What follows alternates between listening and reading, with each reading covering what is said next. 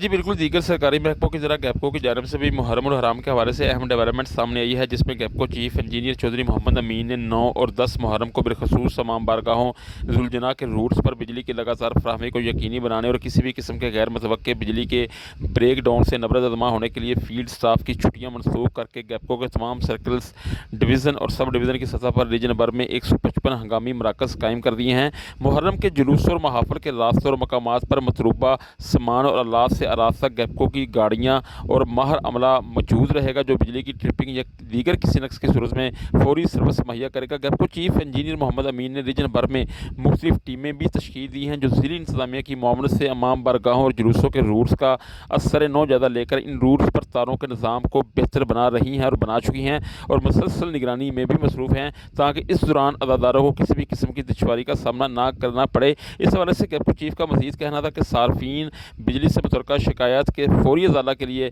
गैपको की help line 118 118 पर रब्ता करें। जी।